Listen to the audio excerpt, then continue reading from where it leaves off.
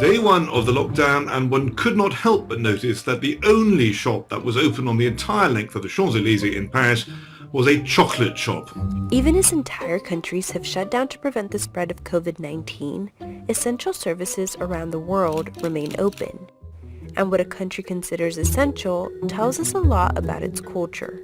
All the boulangerie and fromagerie, cheese shops, butchers and wine merchants and indeed chocolatiers that still exist and which give France still so much of its character. All these shops have been given exemptions and can stay open, and the French, I have to say, are all mighty glad of the fact. In the US, what counts as an essential service depends on where you live, and states have made controversial choices, like gun stores.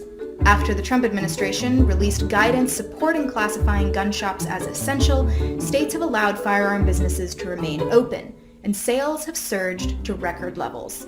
Marijuana dispensaries, both medical and recreational, have also been allowed to remain open in the states where they're legal, like Colorado, though they have adopted new social distancing measures like curbside pickup. For the past few weeks, all restaurants, bars, clubs, and pubs have been closed here in Australia. But off-licenses or liquor stores, they remain open, so you can go buy a drink, but you'll have to have it at home. Toy shops are an interesting gray area. Some are closed and others are open to a limited number of customers at any given time. And I know what you're thinking, why are toys crucial? Well, the Prime Minister Scott Morrison did say himself that his wife had to go and buy their children a whole bunch of jigsaw puzzles because they were essential for his family as they changed the way they live in the next few months. In other countries, bans on what many would consider essential are sparking outrage.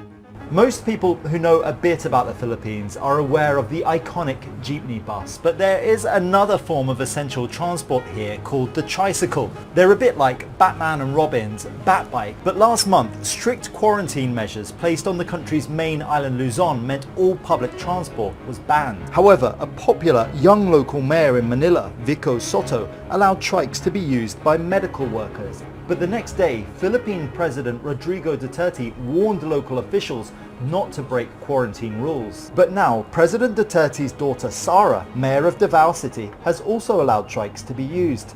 Her exemption being that the city doesn't fall under Luzon quarantine measures. Who would have thought the humble tricycle could be so political? For the first time in the history of India, its extensive railway network, considered a lifeline for the country, has been halted. But halting these trains that carry more than 23 million passengers every day has had a fallout. Lots of daily wage earners have been stranded in the cities without money, food or shelter. The government's now making arrangements for them. Interestingly, the information technology sector has been exempted from what is otherwise a stringent shutdown with a view to keep networks that are crucial to communication, banking and governance running.